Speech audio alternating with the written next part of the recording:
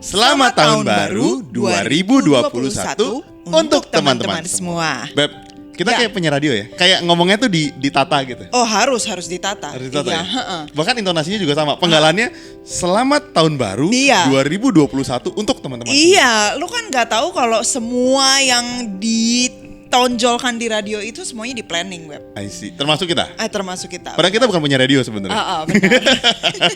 Teman-teman, kita buat podcast ini awal tahun untuk share sama kalian sebetulnya banyak hal. Betul. Yang lagi, sebenarnya nggak yang lagi sih, yang kita udah lewati dan yang kita prepare 2021. Betul sekali.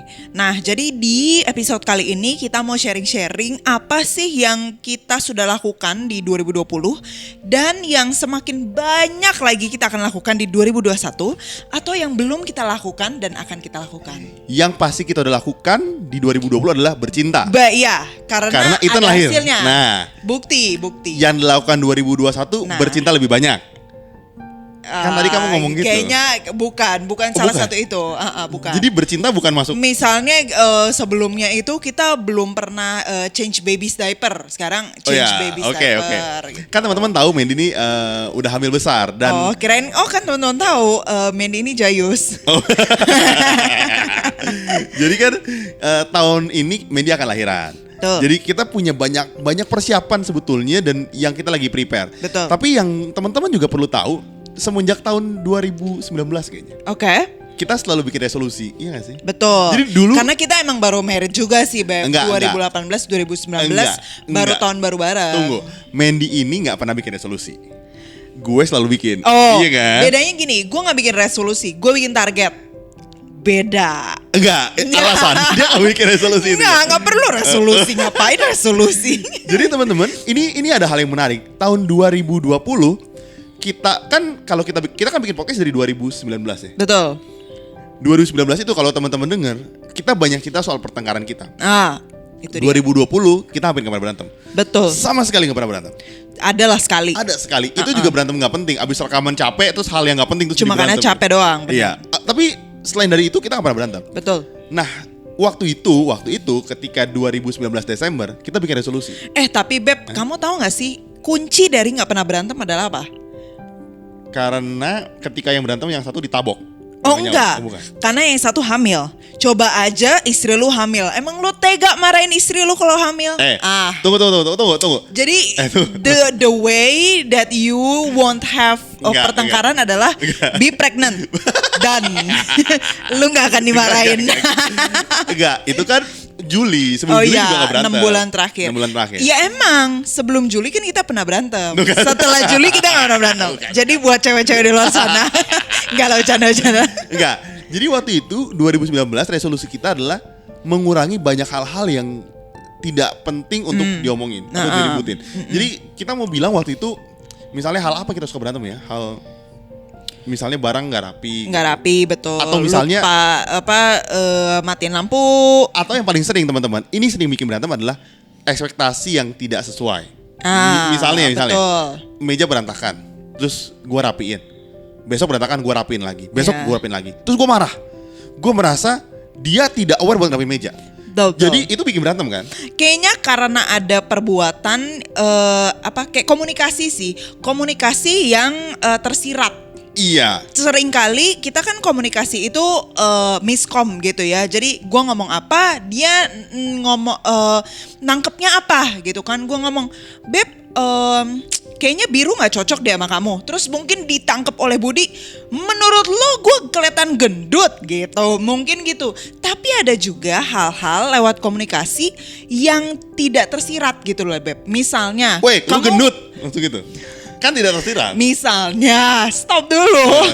Kamu beresin meja, tapi dalam hati kamu tuh memiliki atau mau memberi pesan bahwa jangan kotorin lagi ya gitu, atau jangan diberantakin lagi ya, atau abis kamu kantor atau kerja dirapiin ya. Secara tidak tersirat kan kamu ngatakan itu, tapi kamu nggak ngomong secara verbal. Akhirnya jadi marah. Nah, hal itu tahun ini kita sangat hilang. Kita kalau ada apa-apa kita pasti bilang. Betul. Gitu. kamu gini dong gitu, dan akhirnya kita berdua komunikasi sangat terbuka. Ini berlaku buat orang bilang gini ya, tapi kan itu perempuan doang kasusnya, suka bilang gitu ya. Itu kan perempuan doang karena mereka nggak mau ngemukain perasaannya. Gue laki-laki juga enggak sebenarnya. Mas Zoe gimana? Gini, biasa sih kalau orang gini, kalau mereka ngomong sesuatu yang tersirat, biasanya asumsi pendengar kita nih perempuan lebih banyak kasih kode. Oke. Sebenarnya enggak juga, laki-laki juga loh. Gue sering ngasih kode juga, nggak peka juga dia dulu. Bilang iya padahal enggak. Iya, gitu misalnya contoh. Nah, tahun itu kita udah nggak pernah. Tahun ini kita udah nggak pernah, makanya nggak pernah kasih kode. Nggak pernah kasih kode, makanya kita nggak berantem. Langsung action aja. Langsung. Makanya jadi baby. Iya, misalnya mau begituan ya langsung buka baju aja. Bercanda. Nah, ini terjadi baru hari ini. Kita kemarin sempat beli daging, kan kita mau coba masak karena pandemi. Kita beli daging lumayan premium dagingnya, lumayan oke lah. Hari ini mau masak steak kita ceritanya. Iya. Main dimasak, udah dibagi 2, gua 1 dia 1. Ada sisa sedikit. Dikit lah. Lumayan lah menurut gua. Nah, gua pikir Mandy pengen buat makan nanti, gua pikir. Buat lo kan. Iya, atau gua pikir tadinya karena dia hamil, dia mau nyemil lagi atau ya mungkin apalah gitu dia taruh. Terus tiba-tiba dia bilang gini, Beb, itu daging buat siapa? Gue tanya lagi di meja makan. Ada Mbak lagi nyuci. Buat Mbak aja. Terus gue diem kan. Buat Mbak. Kayaknya tuh daging enak deh. Terus baru gue mau bilang, Beb, itu buat Mbak. Dia bilang gini, Mbak, nanti pakai Tupperware itu buat Mbak ya. Gue agak, ya udah gue nggak bilang apa-apa dong, lagi makan gak enak ngasih Mbak kan. Masa langsung bilang, Mbak nggak bisa itu buat gue. Nggak bisa kan. Mungkin kan. Nah, setelah si Mbak pulang gue bilang, Beb, kayaknya suaminya mau deh. Gue bilang. Teman-teman, gue bilang gini, mungkin itu lucu buat orang, tapi kalian bisa berantem loh itu. Kalian merasa pasangan kalian lebih sayang pembantunya daripada kalian. Benar, gitu. Benar. Kalau buat kita udah nggak big deal, udah biasa aja. Padahal mungkin menurut gue itu bahwa, aduh itu tinggal dikit banget gitu. Terus kalau misalnya stick itu kalau udah di suhu ruangan lama kan jadi keras banget kan, jadi nggak enak gitu. Nah perspektif gue kan, kenapa dikit banget itu nggak dikasih gue sekalian? Nah, gue nggak ngerti kenapa sih dikasih Mbak gitu. Benar. Tapi nggak salah Mbak gue baik lucu-lucu aja. Jadi baik, tapi gue gak nyangka aja. Iya, tapi kan hal-hal kayak gitu bisa bikin berantem ya. Benar. Nah makanya itu salah satu yang kita rubah di tahun 2020. Makanya kita gak pernah berantem. Karena menurut gua itu hal yang lumayan sering buat orang bikin berantem. Iya, betul. Ya? Jadi untuk hal-hal kecil ya udahlah, abis itu diomongin, terus ya belajar. Jadi abis itu Budi langsung ngomong, Beb, aku tahu kamu baik banget, tapi lain kali itu kasih aku aja ya. Nah, gitu kan. Terus iya Beb, aku nggak tahu kamu mau gitu. Jadi akhirnya lain kali ketika nanti kalian masak steak atau apapun, kasih ya aja lah ke suami. Kalau Mandy mau kasih sayurnya gue nggak apa-apa, tapi dagingnya sih yang gue kaget. Tapi makanya itu penting dan itu kita biasa aja. Nah Beb, coba kamu boleh sharing tahun 2021 ini, apa sih hal-hal yang kita decide lagi untuk kita benar-benar siapin di tahun 2021? Oke, yang mesti kita siapin sih menurut aku, terutama karena kita udah ada orang ketiga nih di dalam keluarga kita, Beb. Wah, orang ketiga? Gue gak tahu ada orang ketiga di antara. Yaitu seorang baby. Oh iya. Iya. Dia anak Jadi orang maksudnya ketiga, gini, ya, lu bayangin ya, kita sebagai keluarga harus menyatukan dua perspektif berbeda dari latar belakang berbeda.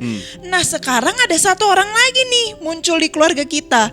Berarti kan kita harus menyamakan perspektif dengan lebih dalam lagi, dengan lebih intensif lagi, supaya jangan sampai kita yang tadinya berdua doang ini udah oke, terus muncul orang ketiga jadi berantem. Ya karena biasa emang orang ketiga pemecah rumah tangga sih. Emang. Terlepas dia besar atau kecil berarti kan. Dalam hal ini dia nggak mau memecah rumah tangga lah, Beb. Enggak, tapi itu konteks bagus juga ya, Beb. Berarti judul podcast kita orang ketiga dalam keluarga. Bener dong, kayaknya cocok banget tuh kayaknya. Kan itu cuma satu poin, Beb. Kita ada beberapa poin gitu. Jadi kita mau nyamain value-value keluarga kita dengan lebih dalam lagi. Setuju. Gitu. Karena gini teman-teman, ini mungkin jadi bahan jokes buat gue dan Mandy, tapi gue tahu deep down dia nggak setuju sama gue. Maksudnya gini, kita tuh suka beda. Menurut gue, anak tuh ya nakal nggak apa-apa lah. Maksud gue nakal ya udah biarin lah. Nah, lu kalau mau tahu, coba kamu share, Beb, slogannya Budi di keluarga kita. Yang ini masih belum di-approve ya oleh istrinya. Lebih baik membohongi orang lain daripada membohongi diri sendiri. Bukan. Yang mana? Yang Daddy. Oh, Daddy fun, Mami no fun. Nah, lo bayangin. Jadi menurut dia bahwa aktivitas yang fun, misalnya bermain air, main-main hujan, main hujan, makan Daddy, es krim, main boneka, semua Daddy. Gitu kan. Tapi kalau misalnya belajar, menghitung, bikin PR, semua ke mami. Kalian tahu kan, Mandy ini jago banget literasinya. Nggak mungkin kalian belajar bahasa nulis proposal sama gue, pasti sama mamanya. Kalau main, maminya nomor 1. Nah, gitu-gitu tuh bisa sensitif sebetulnya. Betul. Sekalipun itu gue yakini dia sih enggak. Nah, teman-teman, banyak banget value-value yang kalian mesti samain ketika kalian menikah. Bahkan sebelum menikah pun mesti banyak yang value-nya sama. Betul. Kita nggak bilang ya orang mesti sama. Kalau sama, lu jadi nggak punya kekuatan yang berbeda. Iya. Nggak punya perbandingan. Betul. Tapi value-nya mesti sama. Contoh, ini paling krusial. Lu penganut having sex before married apa after married? Itu kan prinsip yang orang beda banget tuh. Betul. Gitu. Maksudnya kalau satu setuju before, satu setuju after, itu bisa jadi big deal pernikahan, pacaran kalian, hubungan kalian gitu. Satu uring-uringan, satu merasa biasa aja, merasa nggak dihargai. Maksud gue, itu value-value yang kalian mesti decide dari awal. Betul. Gitu. Nah, karena kita udah menikah, konteksnya value apa nih yang akan kita lakuin karena kita setelah kita punya baby kan. Betul. Bahkan kita udah sering banget kayak bertukar pikiran, belum soal mereka balita ya, bahkan udah sampai kuliah gitu loh, kita ngomongin nggak Mami bisa. Novan, itu kan maksudnya kan? Nggak, bukan. Oh, bukan itu. Maksudnya nanti kalau misalnya anak gue udah gede, gue suruh dia kerja di PRJ. Lu bayangin dari pagi sampai malam disuruh kerja di PRJ. Gue kan anak baik-baik gitu ya, jadi kalau misalnya merasa kayak, ya ampun anak gue kasihan banget, padahal mami papinya bisa biayain, tapi terus habis itu disuruh sama ayahnya dipaksa untuk kerja di PRJ just for the sake of having experience doang. Jadi gue kayak aduh, hal-hal kayak gitu tuh itu beda. Karena gue besar dulu kerja di PRJ karena dulu duit gue susah. Gue ngerasain experience yang orang nggak punya. Naik angkot gelantungan. Maksud gue, menurut gue seumur hidup kayaknya naik angkot bisa dihitung satu tangan deh. Nah, value-value gitu yang sebenarnya kita masih ngomongin bareng nih. Misalnya contoh ada lagi, anak gue kuliah bayar sendiri. Gue gak mau bayarin. Nah, lu bayangin. Mandy gak mau. Bayangin itu. Karena buat gue, waktu gue dulu kuliah, dia bayar sendiri. Gue bayar sendiri. Dan menurut gue jadi sangat tangguh nih sekarang. Menurut Mandy enggak. Dan gini, gue bilang gini sama teman-teman, jangan lu pikir yang kuliah dibayarin tuh gak tangguh gitu loh. Betul. Jadi kan kadang-kadang kita mikir gini ya. Betul. Kuliah sendiri nih, tangguh. Bisa juga pahit, maksud gue. Betul. Lu gak pasti kuliah sendiri tuh tangguh loh. Bisa jadi lu pahit gitu. Untungnya gue waktu itu best of both worlds sih, Beb. Lu tau gak kenapa? Karena gue dibiayain sama universitas gue. Karena beasiswa 100%. Nah, dulu gue enggak. Dia ini rajin banget. IP gue udah tinggi menurut gue. IP gue tuh 3,72, 3,62. Dia 3,84. Nah, masalahnya 3,75 baru dapat beasiswa. Gue cuma 372. Gak bisa. Gue nyerah lah. Nah, kalian tahu kan kenapa belajar sama mami? Karena maminya pinter. Daddy fun. Tapi bukan berarti maminya no fun dong. Mami no fun memang. Nah, itu kan teman-teman menarik ya. Kalian bisa dengar. Kita sampai sekarang pun banyak hal yang kita belum ketemu sebenarnya. Betul. Banyak hal yang kita masih penyesuaian. Betul. Gitu. Jalan tengahnya aja masih belum fix gitu. Nih. Gitu. Kalau kuliah kita ngomong udahlah. Anak kita kuliah setengahnya bayar sendiri. Ya udah gitu. Tapi kita masih omongin kan gimana anaknya harus mentalnya disiapin, gimana. Betul. Mereka tahu nggak kenapa mereka mesti sendiri. Betul. Banyak banget kan yang kita mesti prepare. Banyak pertimbangan. Betul. Karena baik lagi kita berdua beda, besar dengan keluarga kacar yang beda, menikah gitu. Betul. Dan dua-duanya bisa jadi baik. Betul. Jadi nggak ada yang bilang anak lahir. Mandy kan dari kecil kaya ya, betul ya? Ya berada lah. Nggak kaya deh emang.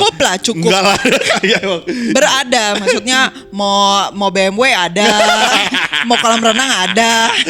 Jadi jangan kalian pikir orang yang kaya dari kecil tuh nggak baik. Dia tangguh banget dari kecil. Nah, gue miskin dari kecil, ya bukan berarti nggak baik juga gitu.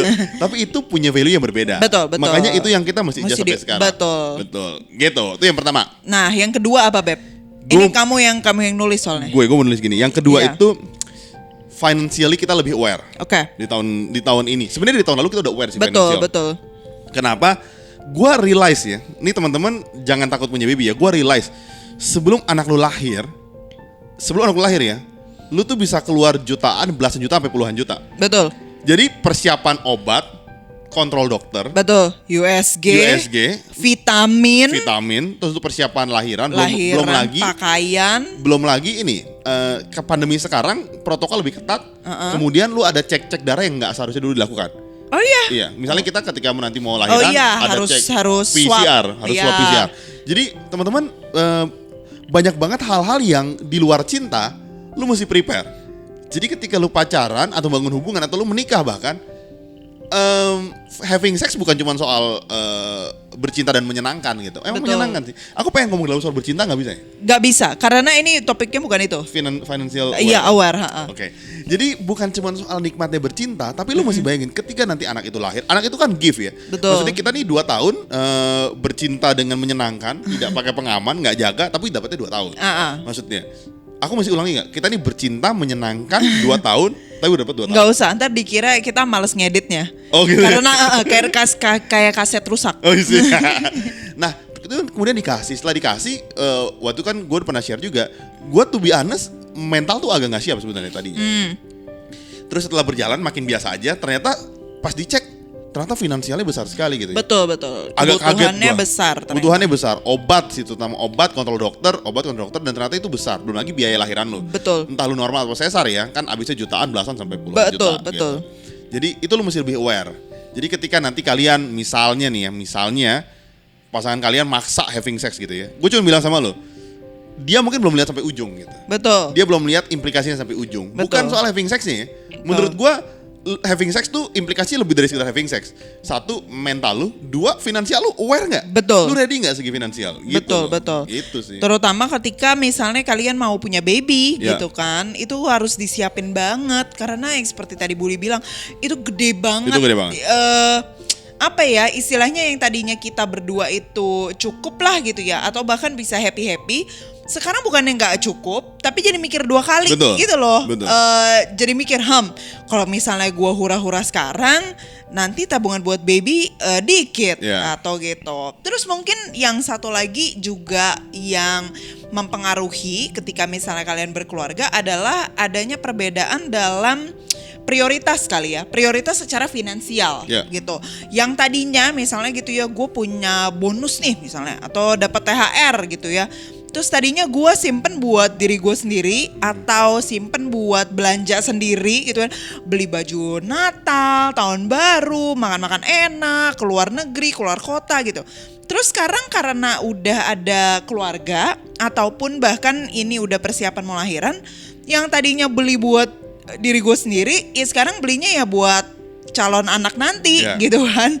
Jadi di masa-masa Natal dan tahun baru kemarin itu akhirnya kita banyak belanja itu kalau misalnya di apalagi pas 12-12, 11-11 gitu ya.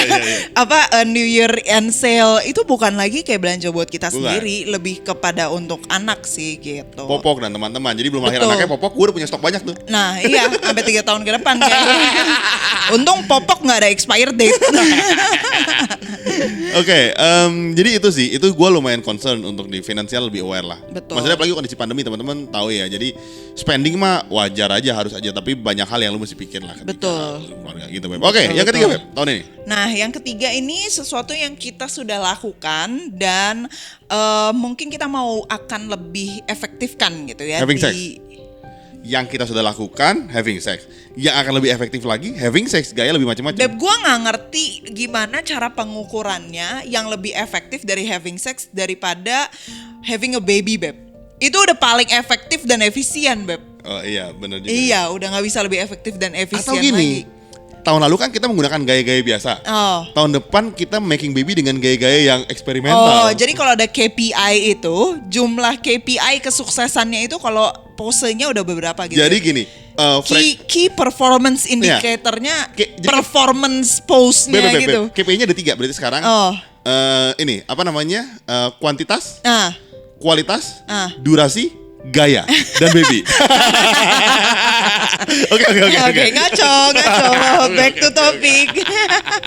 Tapi ini sesuatu yang mau kita lakukan terus-menerus dan akan kita tingkatkan lagi goal dan tujuannya, yaitu kita mau menjadi orang yang terus-menerus belajar gitu ya di tahun baru. Karena di dalam tahun 2021 ini kita mengakui bahwa ada banyak hal-hal yang men-shape kita yang kita dapatkan dari hal-hal yang kita baru pelajari dari tahun 2020 gitu ya. yang mungkin tidak bisa kita dapatkan secara pengalaman karena mungkin terbatas karena pandemi, kita nggak banyak ketemu orang, nggak banyak bikin grup atau komunitas baru gitu kan karena terbatas. Tapi ada banyak hal ternyata yang bisa membuat kita belajar untuk menjadi orang yang lebih baik. Misalnya Beb, coba kamu ceritakan pengalamanmu Beb.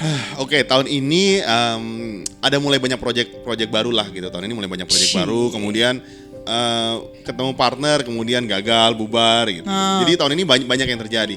Tapi banyak belajar ya Beb ya. Banyak belajar. Tapi yang paling berkesan buat gua, tahun ini kan gua baru pertama kali tahun kemarin 2020, gua baru pertama kali baca buku sebanyak ini. 26 buku, berarti sebulan hampir 2. Dan itu benar-benar ngubah mindset gua banget. Maksudnya nggak cuma baca buku, denger podcast, denger YouTube, itu banyak ngubah gua banget. Jadi gua menyadari kalau gue baca buku-buku ini dari 5 tahun lalu, mungkin sekarang gue nggak di sini posisinya. I see. Mungkin gue bisa jadi lebih gendut dari sekarang, lebih kurus dari sekarang, Jadi maksud kamu titik tolak belajar adalah berat badan. Tapi itu, jadi tahun ini gue banyak ngubah mindset lah. Jadi dulu ketika misalnya teman-teman kan banyak, ada yang orang suka nanya gini, aduh, kok gue gini-gini aja ya, udah bertahun-tahun kerja gitu. Ada yang menanya gitu, aduh kok gue gini-gini aja ya. Pertanyaannya, yang lu serap informasinya tuh apa gitu. Karena kalau lu menyerap ilmu yang baru, gue rasa lu gak gini-gini aja. Karena lu kan pasti akan, oh ternyata ini menarik juga ya. Lu pivot, lu pindah. Menurut gue sih gitu. Jadi hal-hal yang kita baru pelajari ini membuat mindset kita berkembang. Betul. Dan mindset yang berkembang ini membuat kita jadi berani take action. Dan take action ini membuat kita jadi tahu mana yang works, mana yang enggak. Luar biasa. Jadi gini, kalau orang gagal itu, jadi itu kayak circle gitu ya Beb ya. Menariknya kalau dia gagal bagus, artinya kan dia take action. Betul. Tapi kalau dia nggak gagal kan dia nggak pernah take action gitu. Betul. Dan dia nggak pernah belajar. Karena dia nggak pernah nyoba. Benar. Ya. Itu sih buat aku sih sangat signifikan efeknya. Luar biasa. Kalau misalnya Beb ditanya sama orang satu hal yang paling kamu bisa take dari 2020 gitu, dari semua bacaan ataupun podcast yang bikin benar-benar kamu belajar apa? Dalam satu kalimat misalnya, atau satu slogan, jangan satu paragraf Beb. Satu kalimat ya? Iya. Belajar gak usah banyak-banyak, berteman lebih banyak. Waduh. Kan sudah satu kalimat. Lu tuh ngomongnya sambil nyindir gitu ya? Sambil nyindir istri gue. Enggak, sebenarnya ada banyak. Gue cuma bilang gini, lu mesti belajar, tapi lu mesti punya circle lu yang banyak gitu. Karena tapi teman-teman yang kayak gimana nih Beb? Iya, gua semua temen nih. Enggak, gua harus bilang sama teman-teman gini, gua membersihkan following gua di Instagram. Belum banyak sih, gua following tadinya 1000, terus gua reduce di 300 gitu. Kenapa? Karena menurut gua informasi yang gua serap tuh banyak yang gua nggak perlu gitu. Banyak dipengaruhi dari kamu punya storyline di Instagram. Betul. Dan akhirnya gue jadi ketinggalan banyak informasi menarik. Contoh gini ya. Kalau kalian tahu Kemenparekraf, Kemendikbud, mereka tuh banyak bikin seminar gratis atau banyak bikin pelatihan-pelatihan gratis gitu. Betul. Dan akhirnya gue miss informasinya. Karena storyline lu terlalu banyak gibah. Betul, terlalu banyak. Enggak, gue gak nonton juga yang gibah. Kan kirain. Maksudnya gini, kan lu punya banyak teman-teman yang suka lihat. Kan gitu algoritmanya Instagram kan gitu. Lu punya banyak teman yang lu lihat, akhirnya yang lu lihat itu kan muncul terus di tempat lu. Betul. Akhirnya gue kehilangan tuh yang lain. Gue kehilangan sampai gue kalau hitung ya ada 5 opportunity yang gue hilang. Yang gue tahu ini core gue. Gitu. Gue lihat ini core gue, kenapa gue nggak masuk waktu itu gitu? Karena terlalu sibuk sampai lupa. Akhirnya gue realize gue nggak menyalahkan teman-teman gue yang lain, maksud gue yang di Instagram bukan, mereka sih nggak salah. Tapi gue mulai milih dong informasi mana yang masih gue terima. Betul. Itu menentukan sih. Gila, dalam banget Beb. Aku kagum banget sama kamu. Gue juga kagum sama gue ini. Ini gue bukan sih sebenarnya.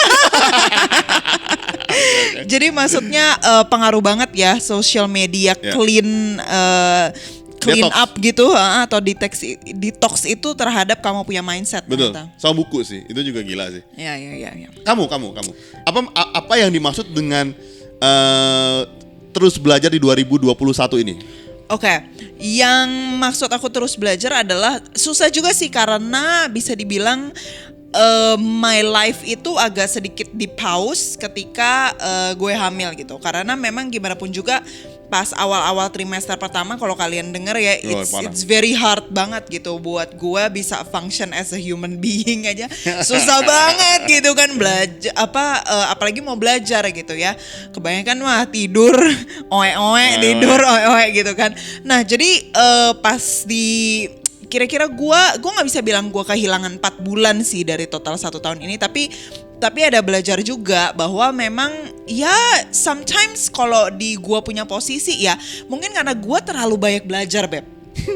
Karena gue to be honest terlalu banyak belajar terlalu banyak baca, terlalu banyak apa ya, kayak set target and goal to myself. Jadi aku benar-benar kayak mungkin kebalikannya kamu kali ya.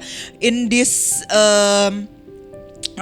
year aku justru belajar untuk kayak take it easy sebenarnya gitu. Jadi don't be so hard on yourself gitu. Jadi mungkin dari pendengar kita ada juga yang kayak Budi gitu, yang baru mulai belajar di tahun ini, di tahun lalu gitu ya. Terus di tahun ini pengen lebih lagi gitu. Karena emang belajar nagih kan, Beb? Nagih. Makin pinter tuh nagih kan. Sama kayak having sex lah. Oke, next. Gak usah, itu dihapus aja ntar.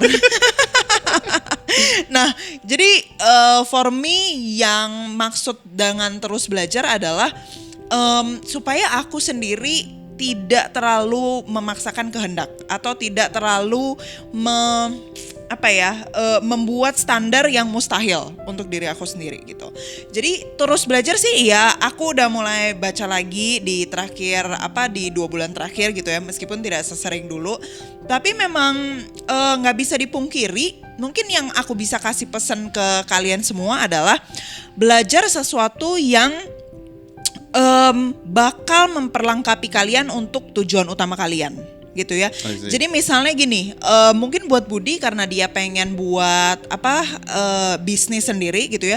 Jadi dia banyak belajar nih buku-buku soal marketing, tentang startup, tentang financial, atau bahkan dia kan udah mulai melek tentang saham. Jadi dia baca nih tentang profit dari saham, cara baca laporan keuangan gitu ya. But for me, baca-bacaan gue setelah hamil itu jauh berbeda dibandingkan sebelumnya. Sebelumnya itu lebih kepada sejarah, edukasi, pendidikan gitu ya, generik. Tapi di setelah hamil ya gue banyak baca tentang bagaimana how to raise a child, bagaimana cara punya pregnancy yang mindfulness, misalnya kayak gitu-gitu. Dan it's fine juga, bukan berarti kayak terus habis itu gue punya lebih lower level daripada gue yang sebelum hamil misalnya gitu ya. But terus belajar tapi dengan goal, tujuan untuk memperlengkapi masa depan kalian. Apapun itu tujuan kalian. Even kalau kalian decide misalnya setelah nikah gue pengen jadi rumah tangga aja deh. Misalnya full time mom misalnya. It's totally fine gitu. But don't stop learning.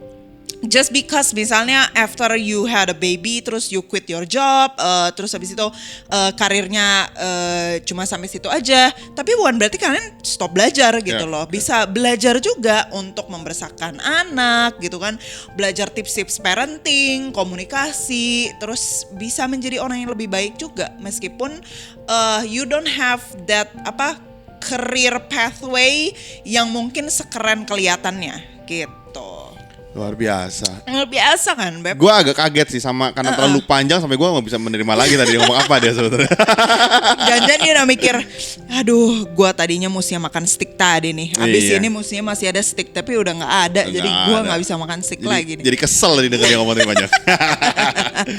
Jadi teman-teman sampai situ aja. Semoga tahun 2021 kalian bisa lebih lebih bernilai kali ya. Bisa lebih banyak value-nya buat kalian gitu. Betul. Jadi jangan takut gagal karena orang gagal artinya kan dia nyoba ya. Betul. Gitu. Jangan juga jangan males sih menurut gua. Karena banyak orang gini loh. Mereka punya mimpi besar. Mereka set goal kan, all time selalu set goal ya. Betul. Mimpinya besar tapi eksekusinya enggak gitu. Mereka sering bermimpi aja maksud gua. Gua ngomong gitu karena gua tipe begitu. Jadi gua suka ngebuat nih. Ada quotes bagus Beb tentang goal. Apa? A goal without a deadline it's a dream. It's a bullshit kalau buat. Wow. Nggak, karena gue tipe orang males dulu sama suka bikin planning segala macem, tapi gue nggak eksekusi. Tahun 2 tahun ini lah ngubah lebih eksekusi. Jadi ketika gue ngeset gaji gue tahun ini segini, tahun depan gue mau kejar segini, gue mesti bikin apa aja tuh gitu. Jadi gue udah mesti ngeset kan. Ketika gue punya target, gue mesti ngeset jalan gue tuh kemana aja gitu. Lu nggak bisa cuma ngeset doang, tapi lu nggak bikin pathway-nya gitu loh, nggak bisa. Terbukti sih eksekusi kamu emang lebih terjadi kok di tahun ini. Yang ini. Karena ada baby. Ada baby.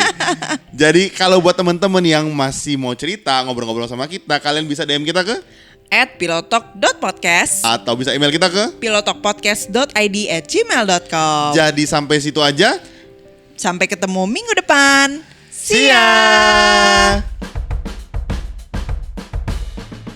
Kalian tahu nggak sih rahasia bagaimana kita berdua bisa bikin konten setiap minggunya secara rutin? Ternyata rahasianya ada di nasi padang. Jadi gengs, tiap kali si Budi itu makan Nasi padang. dia punya kemampuan berpikir dan kreatif itu semakin meningkat. Jadi kalau kalian mau beliin kita, Nasi padang. boleh ke karyakarsa.com/pilotokid. Tenang aja, aku kalau nasi padang tuh murah kok. Nasi, sayur sama kuah, paling 10.000. Iya, karena kemampuan perut Budi akan bertambah dengan cepat kalau dia makan karbohidrat aja.